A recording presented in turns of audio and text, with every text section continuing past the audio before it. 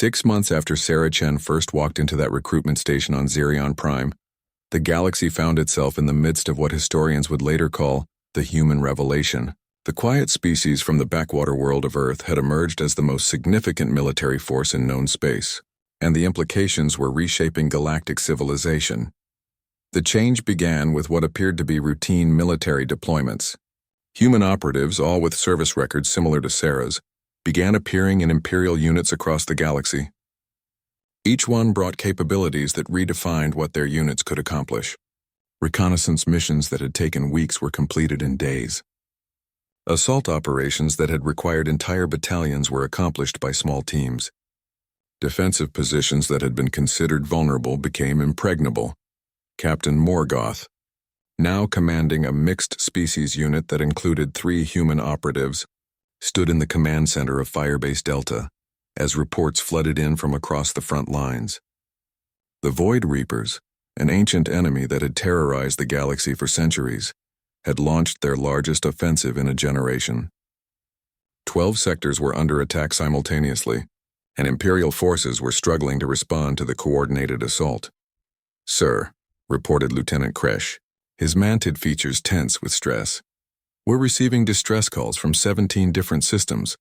Command is requesting immediate deployment to the Kalos sector." Morgoth studied the tactical displays with grim determination. The Void Reapers were unlike any other enemy the galaxy had faced. They didn't conquer worlds. They consumed them, stripping planets of all life and leaving behind empty husks floating in space. Their technology was based on principles that Imperial scientists still didn't understand, and their tactics seemed to anticipate every conventional military response. "What assets do we have available?" Morgoth asked. "Delta Company reinforced with the new human specialist," Kresh replied. "But sir, we're talking about a full Reaper assault fleet. Intelligence estimates at least 50 capital ships and supporting elements." 6 months ago, Morgoth would have requested naval support and prepared for a defensive action that might have delayed the Reapers long enough for civilian evacuation. Today he had different options. "Contact Operative Chen and her team," he ordered. "Tell them we're going hunting." The mission briefing took place aboard the Imperial cruiser Righteous Fury as it approached the Kalos sector at maximum speed. Sarah Chen, now bearing the rank of Major and leading a team of 12 human specialists, studied the intelligence reports with the same methodical approach that had made her legendary. "Standard Imperial doctrine calls for defensive operations and civilian evacuation," explained Commander Thesara, the mission's naval coordinator. "The Reaper fleet is too large for direct assault." Sarah looked up from the tactical data with an expression that her teammates had learned to recognize. It was the look she got when she was about to suggest something that would terrify conventional military thinking. "The Reaper's strength is their coordination," she said, highlighting sections of the enemy fleet formation. "They operate as a collective intelligence, with each ship responding to centralized command protocols. But that coordination is also their weakness." What Sarah proposed next became the template for human military doctrine. Instead of engaging the Reaper fleet in conventional battle, her team would infiltrate the enemy command ship and corrupt their collective intelligence from within. The operation would require capabilities that only humans possessed. The ability to survive in environments that the Reapers themselves found hostile, and the technological skills to interface with alien computer systems in real time. The insertion began 18 hours later. While the Imperial fleet engaged the Reapers in conventional battle, drawing their attention and forcing them to commit their forces, Sarah's team approached the command ship using a technique that no other species had ever attempted. They didn't try to penetrate the ship's defenses. Instead, they allowed themselves to be captured. The Reapers, whose collective intelligence operated on principles of absolute efficiency, automatically transported captured enemies to processing centers for interrogation and consumption.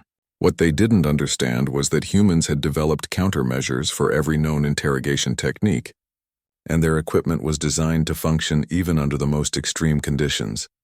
Sarah and her team found themselves in the heart of the Reaper command ship, surrounded by technology that existed in a state of controlled entropy. The ship's interior was a maze of organic machinery and quantum processors that operated according to principles that most species found incomprehensible.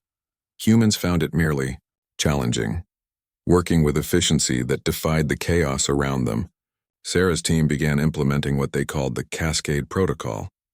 Instead of trying to destroy the Reaper systems, they introduced human-designed viruses that spread through the collective intelligence network, not to damage it, but to make it question its own operational parameters. The effect was immediate and devastating. Reaper ships that had operated with perfect coordination for millennia suddenly began receiving contradictory orders. Fleet formations dissolved as individual vessels attempted to execute incompatible maneuvers. Weapons systems targeted empty space while defensive screens failed to activate against incoming Imperial fire. Within 3 hours, the largest Reaper offensive in galactic history had collapsed into chaos. Ships that had never retreated in their entire existence fled the battlefield in confusion, their collective intelligence too damaged to coordinate effective resistance. The victory at Kalos marked the beginning of a new era in galactic military affairs. Word spread through every civilized system that humans had accomplished what no other species had even attempted. They had turned the galaxy's most feared enemy against itself. But the real revelation came in the aftermath of the battle. When Imperial intelligence analyzed the Cascade Protocol that Sarah's team had used, they discovered something that changed their understanding of human technological capabilities forever. The virus hadn't been written during the mission. It had been prepared months in advance, based on theoretical models of Reaper technology that Earth scientists had developed without ever having access to actual Reaper systems.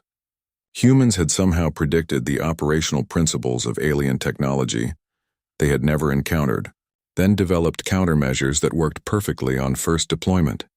Emperor Korthal, reviewing the battle reports from his ancient throne, finally understood what Earth represented. Humans weren't just another galactic species with advanced military capabilities. They were the galaxy's ultimate adaptive force, a species that could analyze, understand, and overcome any threat they encountered. "Summon Ambassador Chen," he commanded, using the formal protocols reserved for communications with sovereign powers. The meeting that followed would be remembered as the moment when Earth formally announced its emergence as a galactic superpower.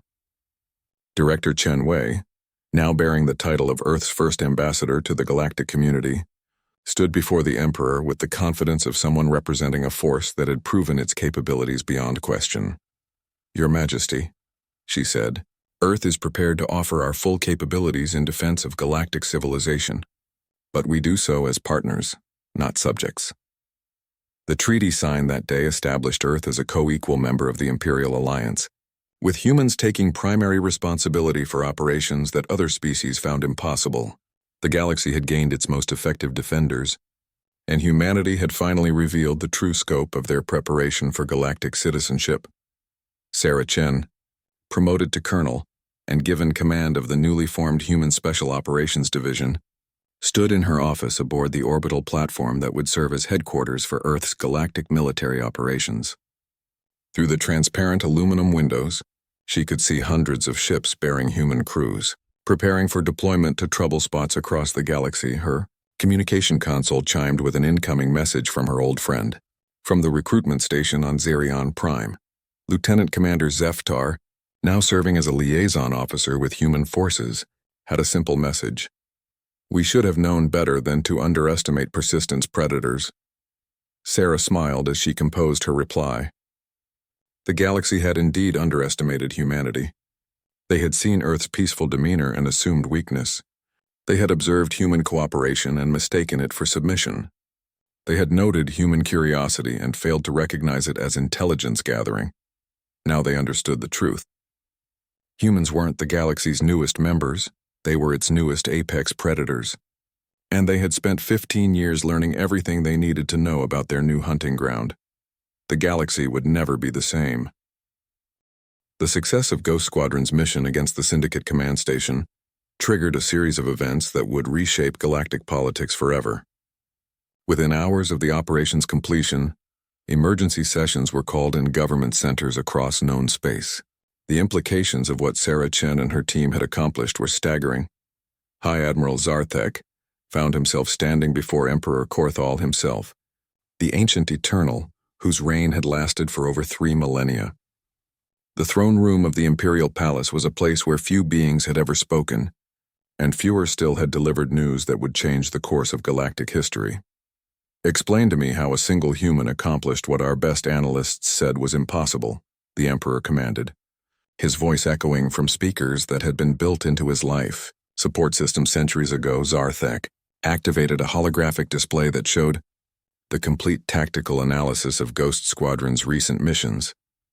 Your Majesty, we have been operating under fundamental misconceptions about human capabilities. They are not the peaceful primitives we believed them to be. The holographic data painted a picture that defied everything the Empire thought it knew about Earth. Human technology wasn't primitive, it was specifically designed for conditions that other species couldn't survive. Human tactics weren't simplistic. They were based on principles of warfare that predated galactic civilization by thousands of years. Our xenobiologists have analyzed human physiology and psychology, Zarthek continued. They evolved on a world that should have been uninhabitable. Extreme temperature variations, toxic atmosphere in some regions, gravity that fluctuates based on geological activity. They didn't develop specialized evolution like other species. They developed the ability to adapt to anything. Emperor Korthal processed this information with the accumulated wisdom of millennia.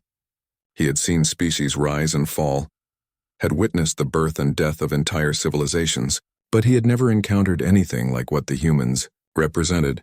Show me their homeworld. Data, he commanded. The holographic display shifted to show Earth as it had been catalogued 15 years ago during first contact.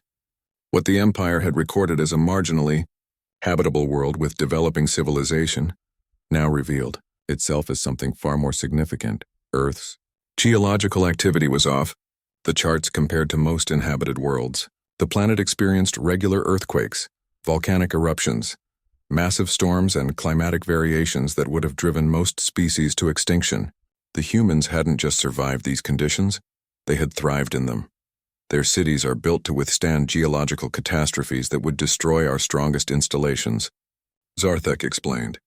Their transportation systems operate in atmospheric conditions that ground our aircraft. Their industrial capabilities allow them to manufacture equipment that functions in environments we consider impossible. But the most disturbing revelation came when the analysis focused on human warfare capabilities. The Empire's intelligence services had finally gained access to Earth's historical military records, and what they found challenged every assumption about civilized behavior. Humans had been fighting each other for their entire recorded history. Not the ritualized conflicts common to most species, but total warfare that involved entire populations and devastated continents. They had developed weapons capable of destroying their own planet multiple times over, then had somehow stepped back from that brink and focused their destructive capabilities outward. They've been preparing for galactic conflict since before we made contact, Zarthek concluded. Every trade agreement, every cultural exchange, every diplomatic mission was an intelligence-gathering operation. They know our military capabilities better than we know them ourselves. Emperor Korthal's ancient mind processed the implications. The Empire had inadvertently recruited not just a soldier, but a representative of a species that had been studying galactic warfare for over a decade. Sarah Chen's impossible kill count wasn't an anomaly. It was an example of what humans had become while the galaxy wasn't paying attention. Meanwhile, on dozens of worlds across the Empire, military commanders were receiving classified briefings about the human factor in combat operations. The briefings included footage from Sarah's missions, psychological profiles of human tactical thinking, and recommendations for incorporating human operatives into elite units. The response was immediate and dramatic. Recruitment officers who had previously viewed humans as curiosities now found themselves competing for access to Earth's military personnel.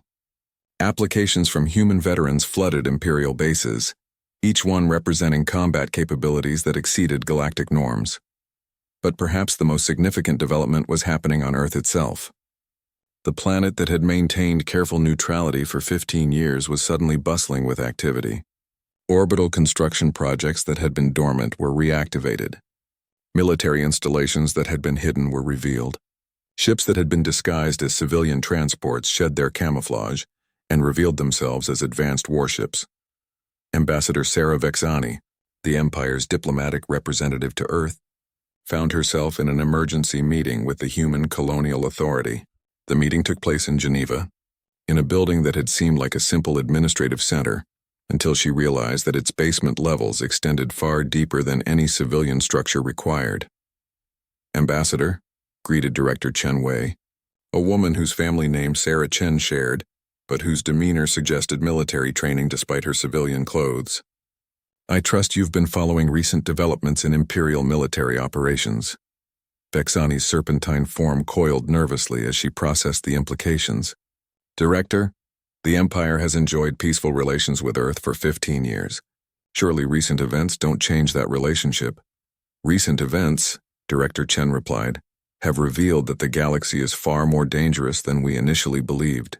The Crimson Syndicate's attempt to destroy Drakmor Prime was just the beginning. Our intelligence services have identified 17 different threats to galactic stability, each one requiring immediate attention." The briefing that followed shattered Vexani's understanding of galactic politics. Earth's intelligence network wasn't limited to military observation. They had been monitoring political developments, economic trends, and technological innovations across the entire galaxy. They knew about threats that hadn't even been reported to Imperial intelligence yet. "The Void Reapers are massing in the Outer Rim," Director Chen continued, displaying star charts that showed fleet movements the Empire hadn't detected. "The Ethereal Collective is developing psychic weapons that could control entire populations. The Krillian Empire is on the verge of civil war that could destabilize 3 sectors." Each revelation was more disturbing than the last.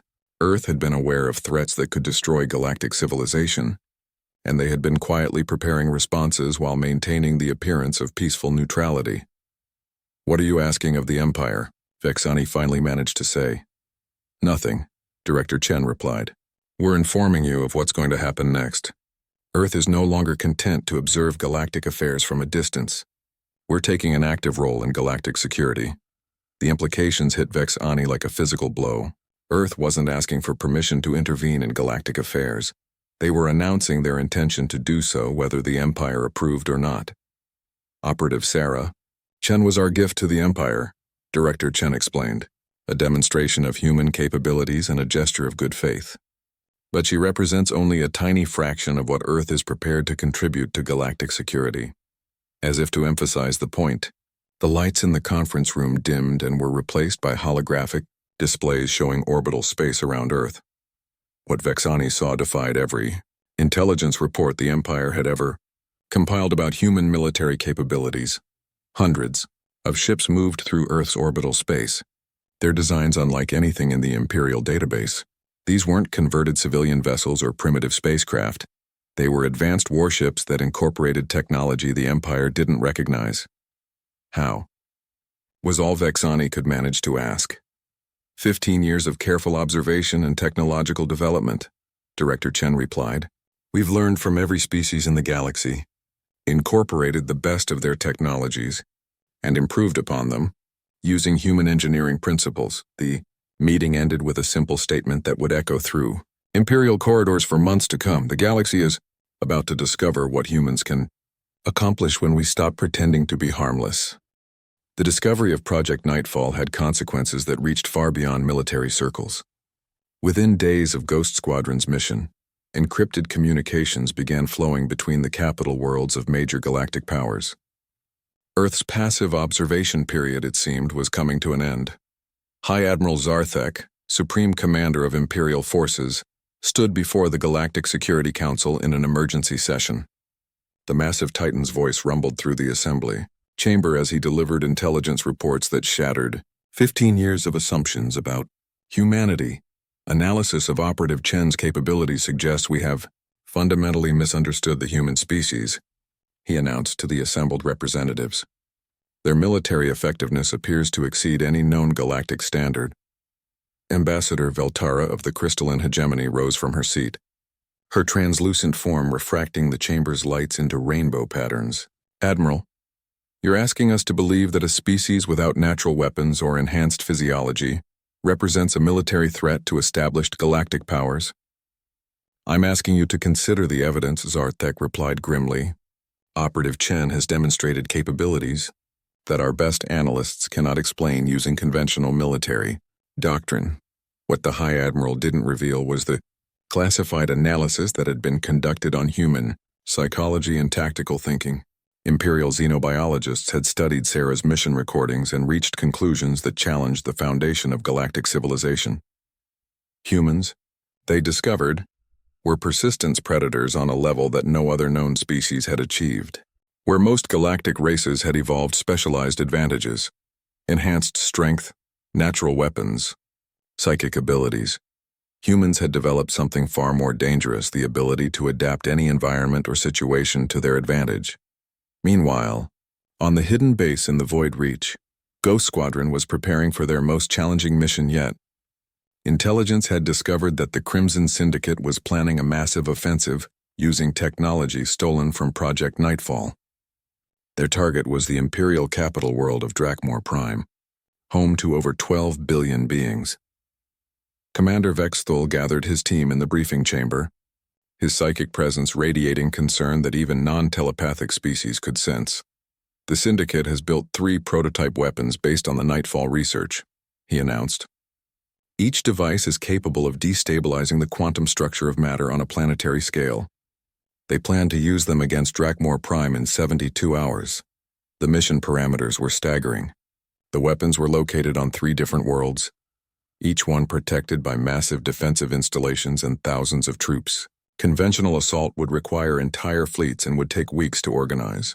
Ghost Squadron had 3 days to neutralize all 3 targets simultaneously. Standard doctrine suggests this mission is impossible, admitted Razorclaw, her enhanced mandibles clicking with nervous energy. Even if we split into 3 teams, the odds of success are minimal. Sarah studied the tactical data with the same methodical approach she had shown during every previous mission. While her teammates focused on the obvious challenges, the defensive installations, the troop concentrations, the time constraints, she was analyzing something else entirely. The weapons aren't the real target, she said quietly. Every operator in the room turned to look at her. Explain, Commander Vexthul ordered. The Syndicate built 3 weapons because they know we'll try to stop them. They're expecting us to divide our forces, to spread our capabilities across multiple targets. But the real objective isn't to destroy Drakmor Prime. It's to force the Empire to reveal its most elite capabilities. The implications hit the room like a physical force.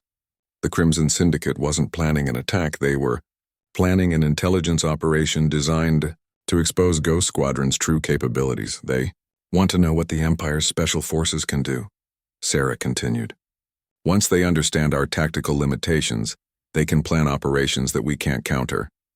Shadow Dancer's form solidified as she processed this new perspective. So what do you suggest? Allow them to destroy Drakmor Prime? No, Sarah replied. We give them exactly what they don't expect. Instead of dividing our forces, we concentrate everything on a single target. What Sarah proposed next redefined special operations planning. Instead of attacking the 3 weapons separately, Ghost Squadron would assault the Syndicate's command and control center, a massive space station hidden in the Nexus Nebula. From there, the weapons were being coordinated and controlled. Eliminate the command center and the weapons would become useless. The command station is protected by a battle fleet, Korth pointed out. 12 heavy cruisers and a dreadnought. We'd need a full naval assault to get close. Not if we use human insertion techniques, Sarah replied. Over the next 18 hours, Sarah worked with Ghost Squadron to develop an infiltration plan that incorporated human military doctrines that no other species had ever encountered. The plan involved using the nebula's natural electromagnetic interference to mask their approach, infiltrating the station through its waste heat exhaust system, and neutralizing the command crew before they could activate the planetary weapons. The operation required each team member to use their species' natural abilities in ways that had never been attempted before. Shadow Dancer would phase through the station's hull to disable internal sensors. Razorclaw would use her natural climbing abilities to navigate the station's external structure. Korth would place charges with precision that would cripple the station's power systems without destroying critical command equipment. But the key to the entire operation was Sarah's role. As the only team member capable of surviving in the station's most hostile environments, she would penetrate the command center's core and neutralize the control systems that coordinated the 3 planetary weapons. The assault began exactly 70 hours after the initial intelligence briefing. Ghost Squadron's stealth ship approached the Nexus Nebula using a flight path that Sarah had calculated to avoid the battle fleet's sensor networks. The approach required flying through electromagnetic storms that would have crippled most vessels. But human engineering had designed their ship to operate in conditions that other species considered impossible. As they neared the command station, each operator prepared for insertion using techniques that combined their natural abilities with human tactical innovation. The result was a coordinated assault that the Syndicate had no defense against. Sarah's infiltration of the command center became the stuff of legend. Moving through sections of the station where the atmosphere was pure radiation and the temperature fluctuated between absolute zero and plasma levels, she reached the core control room while the station's crew remained completely unaware of her presence. The command center housed the most sophisticated computer systems the Syndicate had ever built, quantum processors that coordinated the 3 planetary weapons across vast distances of space. Sarah didn't try to hack the systems or disable them through conventional means. Instead, she did something that only a human would have thought possible. She physically disconnected the quantum processing cores and replaced them with modified human computer systems that she carried in her infiltration kit. The replacement took less than 6 minutes and was completely undetectable to the station's monitoring systems. When the Syndicate tried to activate their planetary weapons, they found that their commands were being filtered through computer systems that operated according to human programming logic. Every attack order was rerouted, every targeting command was scrambled, and every communication was intercepted and analyzed. The 3 prototype weapons became useless hunks of metal, their quantum processors unable to communicate with command systems that no longer existed. But the real victory wasn't the mission's success, it was what happened afterward. The Syndicate's attempt to analyze what had gone wrong revealed the true scope of human technological integration. Their captured personnel spoke of infiltrators who could survive in impossible conditions, of equipment that worked using principles they didn't understand, and of tactical approaches that defied every known military doctrine. Word spread through the criminal underworld that the Empire had deployed something new and terrifying. Humans were no longer curiosities from a backwater world. They were weapons that could penetrate any defense and survive any environment. The galaxy was beginning to understand that Earth's 15 years of silence had not been peaceful. They had been revolutionary. 3 weeks after the Kalos system incident, Imperial High Command made an unprecedented decision. Sarah Chen was transferred to the Ghost Squadron, an elite special operations unit so classified that its existence was known only to a handful of senior officers. The unit's mission was simple: eliminate threats that conventional forces couldn't handle. Ghost Squadron operated from a hidden base carved into an asteroid in the Void Reach, a region of space so remote that its coordinates were encrypted with quantum locks. The squadron consisted of 12 operators, each one recruited from the most elite units in the galaxy. They were the best of the best, chosen for missions where failure meant death and success meant the survival of Imperial interests. When Sarah arrived at the base, she was met by Commander Vexthul, a legendary ethereal whose psychic abilities had earned him the nickname, the Mind Breaker. His species rarely engaged in physical combat, preferring to use their mental powers to defeat enemies from a distance. The fact that he led a special operations unit spoke to his exceptional skills. "Welcome to Ghost Squadron, Operative Chen," Vexthul said, his voice resonating directly in her mind rather than through spoken words. "Your reputation precedes you." The other members of the squadron observed Sarah's arrival with varying degrees of curiosity and skepticism. There was Korth, a draconian demolitions expert whose scales were covered in burn scars from 100 different explosive devices. Shadow Dancer, a voidwalker whose species could phase through solid matter at will. Razor Claw, a mantid assassin whose natural weapons had been enhanced with molecular sharp edges. Each operator was a legend in their own right, responsible for missions that had prevented wars and toppled governments. They were not easily impressed.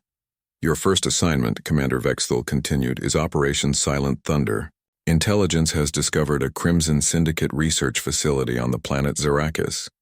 They are developing something called Project Nightfall, which our analysts believe to be a superweapon capable of destroying entire star systems."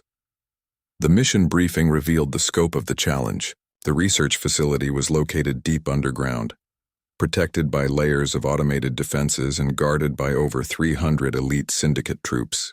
The facility's location on Zarakis made direct assault impossible. The planet's gravity was 3 times standard, and its atmosphere was toxic to most species. Standard protocol would be orbital bombardment, explained Korth, studying the tactical data. Turn the entire facility into glass from space. Not an option, Vexthul replied. We need to capture the research data intact. The galaxy needs to know what Project Nightfall is and how to defend against it. Shadow Dancer's form flickered as she partially phased out of the visible spectrum. Insertion will be difficult. Their sensors can detect phase shifting. My abilities will be limited. The gravity and atmosphere will slow down most assault approaches, added Razorclaw, her mandibles clicking as she calculated attack vectors. Even our species' enhanced capabilities will be reduced on that world. All eyes turned to Sarah, who had been studying the mission data in silence. As the newest member of the squadron, she was expected to defer to the experience of her teammates. Instead, she offered an observation that changed everything. The facility's weakest point isn't the underground complex, she said, highlighting a section of the architectural plans. It's their waste disposal system. The other operators leaned forward, intrigued despite themselves. Explain, Commander Vexthul ordered. They're processing exotic materials for their research. The waste products have to be disposed of safely, which means a direct connection to the planet's core through a thermal vent system. The disposal tunnels are too small for most species to use, but they lead directly to the heart of the facility. Korth's scarred muzzle twisted into a grin. Clever. But those tunnels will be superheated and filled with toxic gases. No species can survive that environment. Sarah's expression remained neutral. Humans can.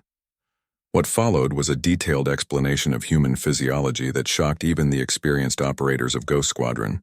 Humans, Sarah explained, were environmental adaptation specialists. Their homeworld had forced them to survive in conditions that would kill most galactic species.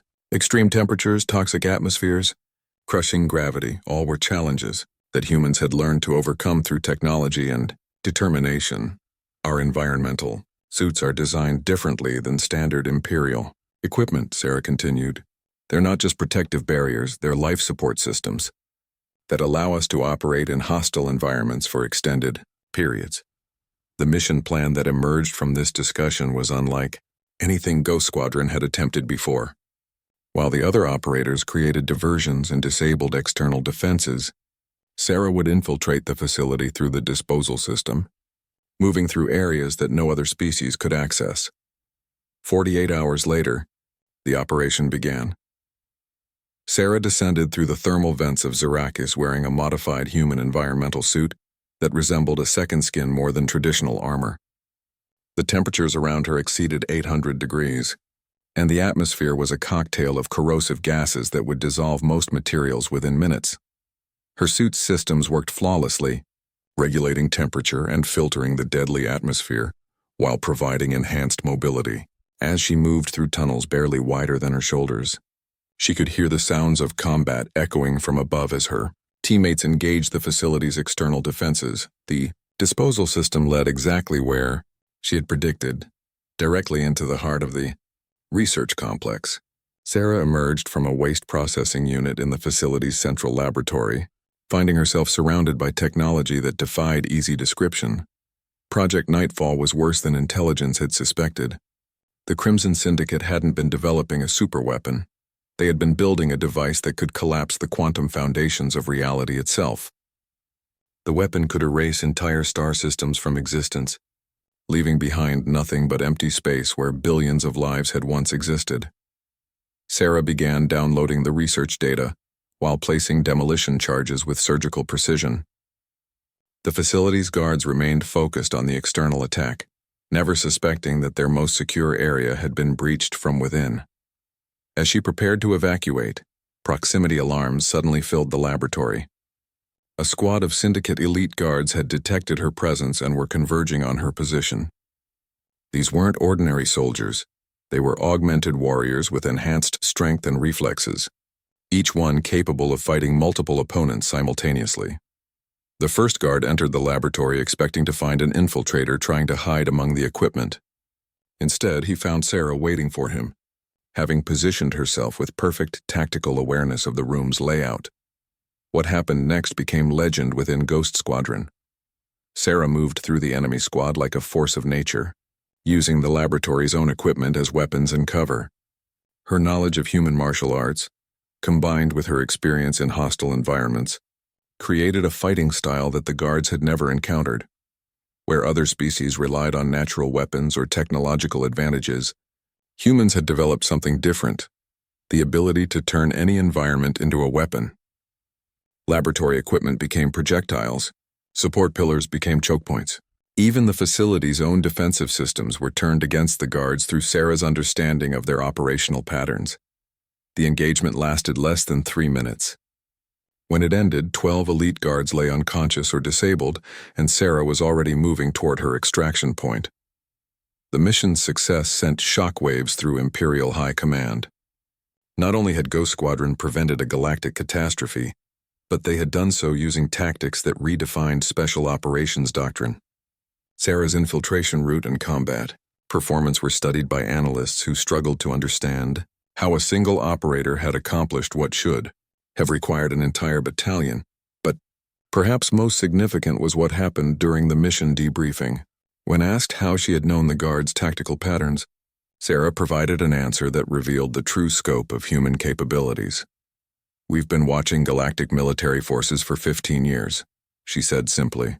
"We know how every major species fights, how their equipment works, and how their tactics can be defeated." The implications were staggering. Earth hadn't been passively observing galactic civilization.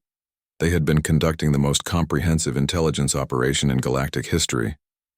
Every trade delegation, every cultural exchange, every diplomatic mission had been gathering data about the military capabilities of every species in the Empire. Humans knew everything about galactic warfare, and the galaxy knew almost nothing about humans. The 47th Imperial Strike Battalion was considered one of the Empire's elite units, composed of hardened veterans from a dozen different species. When Sarah Chen was assigned to Delta Company, the reaction was immediate and predictable. Word of her test scores had preceded her, but scores on paper meant nothing to soldiers who had survived real battles. Captain Morgoth, a grizzled Orcani veteran with cybernetic replacements for 3 of his forearms, looked at the human standing in his briefing room and saw a liability. At barely 5.5 feet tall, she looked like she would be crushed by the first piece of heavy equipment she encountered. "Listen carefully." "Human," Morgoth rumbled, his tusks gleaming in the harsh light. "I don't care what you did in some backwater colonial skirmish. This is the Imperial Defense Force. We fight Void Reapers, Crimson Syndicate battle fleets, and things that would give your nightmares nightmares. If you slow down my unit or get my soldiers killed, I'll space you myself."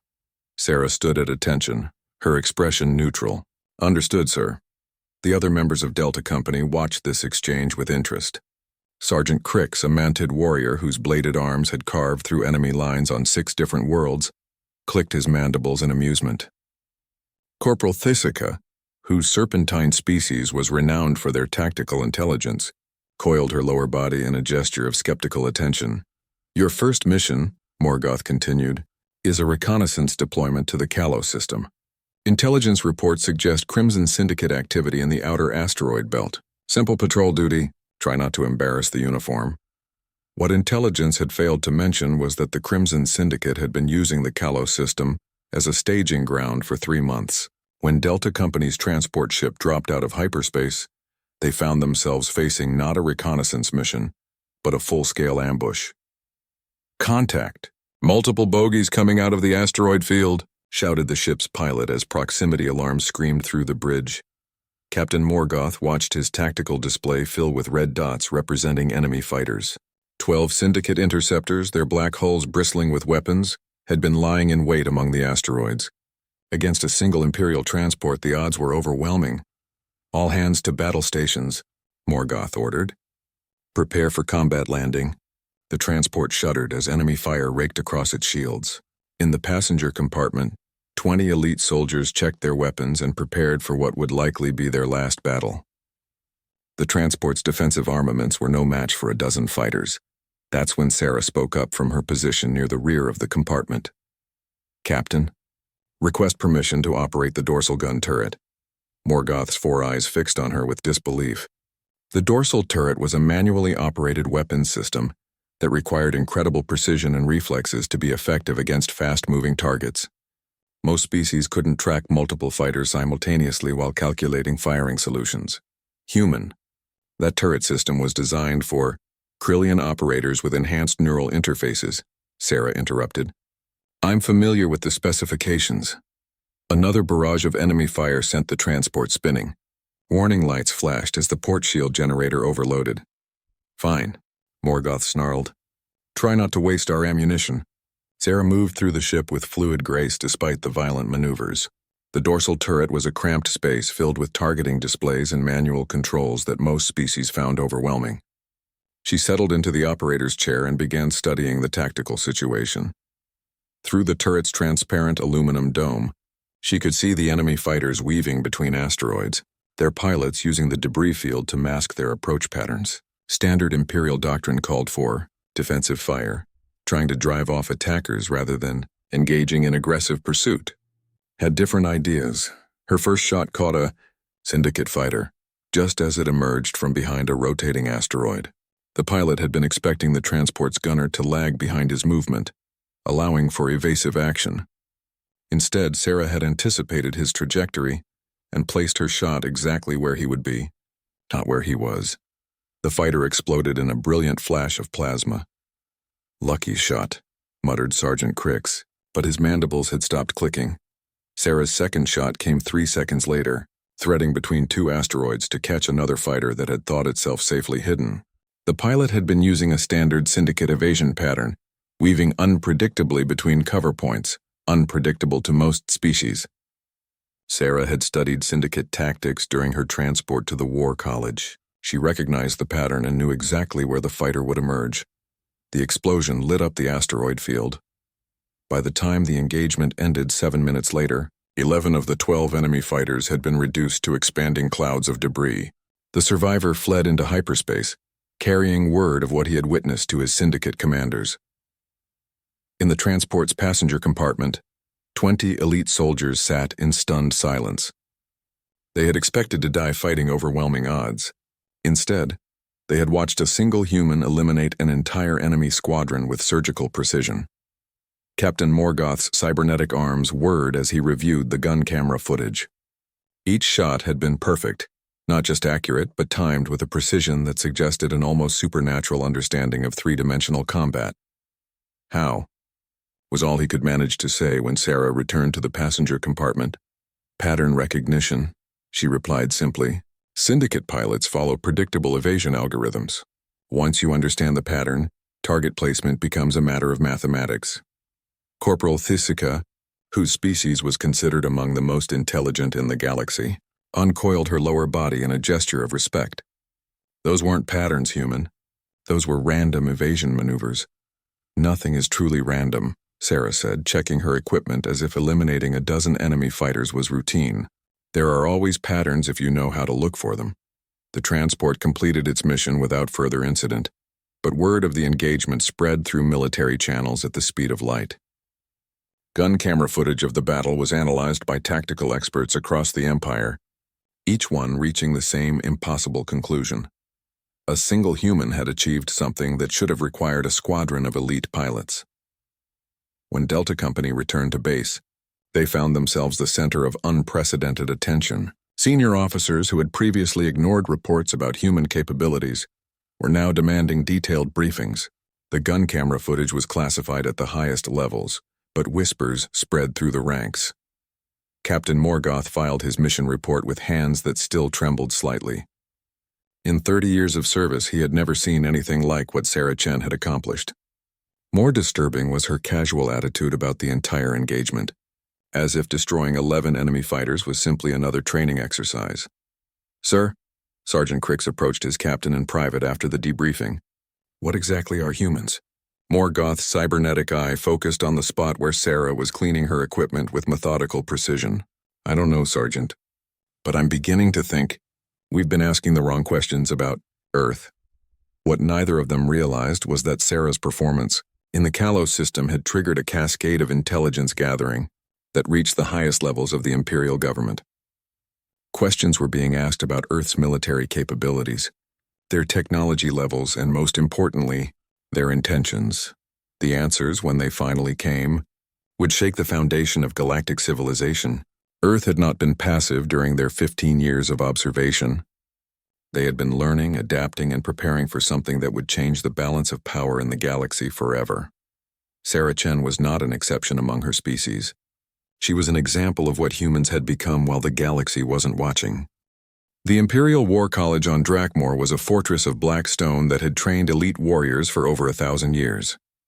Its halls echoed with the footsteps of the galaxy's most dangerous beings, and its walls were lined with trophies from countless campaigns. When Sarah Chen's transport touched down on the landing pad, she found herself facing an institution that had never seen anything like her. General Korthax. The college's commandant stood waiting in the main briefing hall. The massive draconian scales were scarred from decades of combat, and his reputation for breaking overconfident recruits was legendary. Behind him stood the testing committee, a collection of senior officers from various species, each one skeptical about the human who had supposedly killed more enemies than some entire platoons. "So you're the human with the impossible service record," Korthax rumbled, his voice like grinding mountains. "Tell me, little creature, how does your soft species manage to kill anything more dangerous than a food animal?" Sarah stood at attention, her posture perfect despite being surrounded by beings who could easily crush her. "With respect, sir, I believe my record speaks for itself." "Records can be falsified," interjected Colonel Vrexka, a mantid officer whose compound eyes glittered with suspicion. "Your species has only recently joined the galactic community. How do we know these numbers aren't human propaganda?" The insult hung in the air like a challenge. Several officers leaned forward, waiting to see how the human would respond to having her honor questioned. In galactic military culture, such accusations often led to immediate combat challenges. Sarah's expression didn't change. "If you doubt the authenticity of my service record, I'm prepared to demonstrate my capabilities." Korthax's scarred muzzle twisted into what might have been a smile. "Demonstration, you say? Very well. But understand this, human.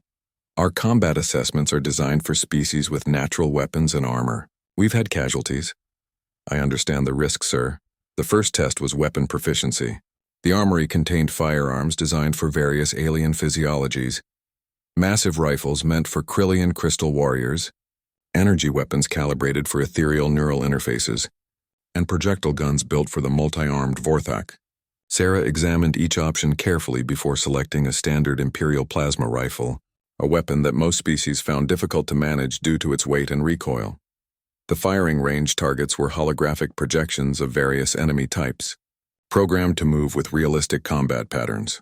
Other recruits typically achieved 60 to 70% accuracy under these conditions. Elite warriors might reach 85%. Sarah's first shot was perfect center mass. Her second removed the target's head. By the time she finished the course, every single hologram had been eliminated with surgical precision. 98% accuracy, the range officer announced, his voice filled with disbelief. The two misses were target malfunctions. Colonel Vrexka's compound eyes narrowed.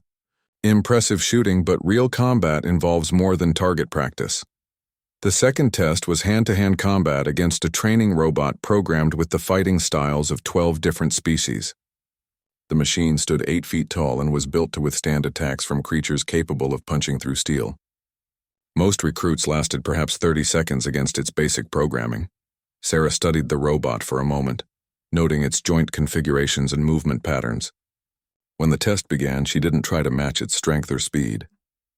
Instead, she moved like flowing water, redirecting its attacks and striking at vulnerable points with devastating precision. The robot's first swing, which could have decapitated a Borvanian, passed harmlessly over Sarah's head as she ducked and delivered a precise strike to its knee joint. Sparks flew as the joint locked up. A second later, she was behind the machine, her hands finding critical connections in its neck assembly. The robot collapsed after 47 seconds. Its primary systems disabled. "How did she know where to strike?" whispered Captain Thiss, a serpentine officer whose species was renowned for their knowledge of anatomy. "Those vulnerability points aren't in any standard combat manual." General Korthax was beginning to understand that Sarah Chen represented something unprecedented. "The third test," he announced, "is tactical command simulation." The simulation chamber created a 3-dimensional battlefield where recruits commanded virtual troops against overwhelming odds.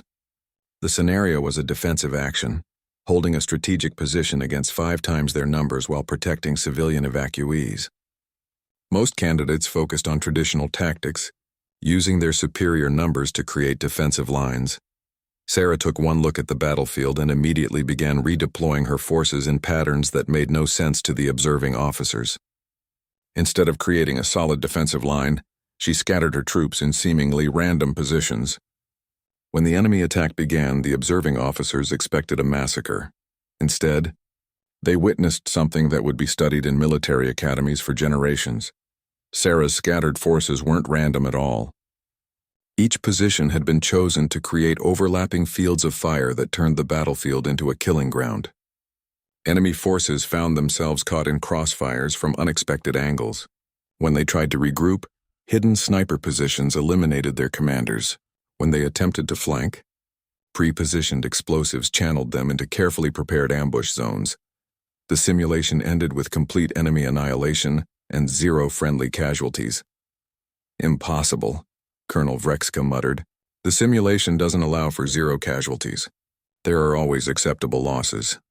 Not if you refuse to accept them, Sarah replied quietly.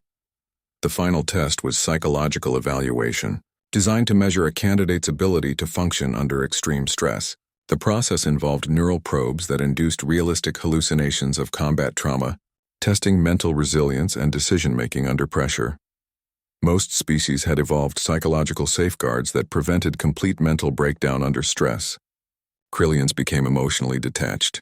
Draconians entered berserker states. Ethereals retreated into meditative trances. Humans, the evaluators discovered, did something else entirely. Under extreme psychological pressure, Sarah's brain activity actually increased. Her problem-solving capabilities accelerated. Her reaction times improved. Where other species shut down or went into survival mode, humans seemed to thrive on the chaos of combat. Her neural patterns are unlike anything we've seen, reported Dr. Zilthara, the college's chief psychologist. Most species show degraded performance under stress. Humans appear to have evolved to become more dangerous when threatened. As the test results were compiled, word began spreading throughout the Imperial Defense Force.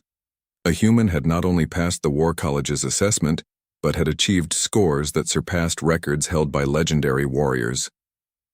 Her marksmanship scores were the highest in college history. Her tactical simulation had achieved the impossible. Her psychological profile suggested a level of combat effectiveness that defied galactic understanding. But perhaps most disturbing was what happened during the debriefing session. When asked about her tactical choices, Sarah explained her reasoning with casual precision that revealed a mind completely adapted to warfare.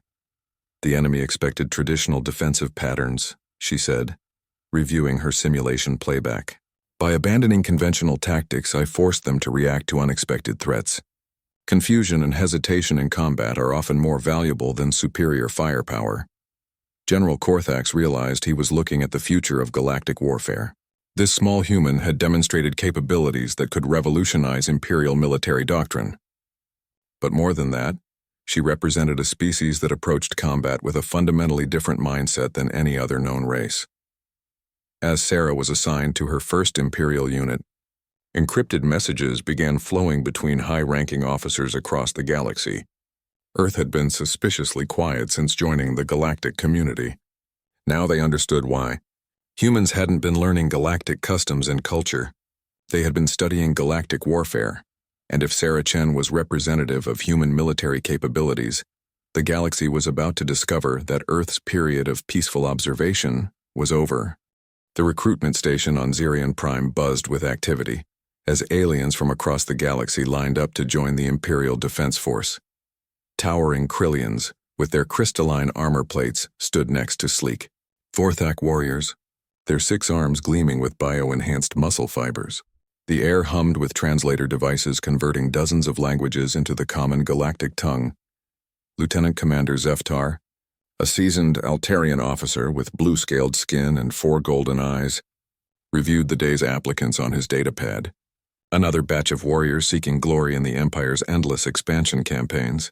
Most would wash out during basic training. The few who survived would join the ranks of the galaxy's most feared military force. That's when she walked in. The human was small by galactic standards, barely reaching the shoulder of most species present. Her brown hair was pulled back in a simple ponytail, and she wore the standard civilian clothes of Earth, a blue fabric jacket and dark pants. What caught Zeftar's attention wasn't her appearance, but the way every conversation in the room gradually died as she passed. Humans were still relatively new to the galactic community. Their planet had only been contacted 15 years ago, and most species viewed them as a curiosity. They were physically unremarkable. No natural armor, no enhanced strength, no psychic abilities. Just soft pink creatures from a backwater world called Earth. The woman approached the registration desk where Corporal Vex, a hulking Borvanian with tusks protruding from his lower jaw, looked down at her with barely concealed amusement. "Name?" Vex asked, his voice rumbling like grinding stone. "Sarah Chen," she replied in accented but clear galactic standard. "Species classification? Human, from Earth." Vex's tusks gleamed as he grinned. Several nearby aliens chuckled. A human wanting to join the Imperial Defense Force was like a house pet, volunteering for gladiatorial combat. "Combat experience?" Vex continued, clearly going through the motions. Sarah paused for a moment, her dark eyes growing distant. "Extensive. Be specific, human. Have you completed basic combat training with your planetary defense force?" "I served with the Earth Colonial Marines for 8 years. 3 tours in the Outer Rim conflicts." The chuckling stopped. Even Zeftar looked up from his datapad. The Outer Rim conflicts were no joke, a series of brutal territorial disputes between human colonies and various alien raiders. But humans weren't supposed to be effective soldiers. Their own military reports classified them as support personnel with limited combat capabilities.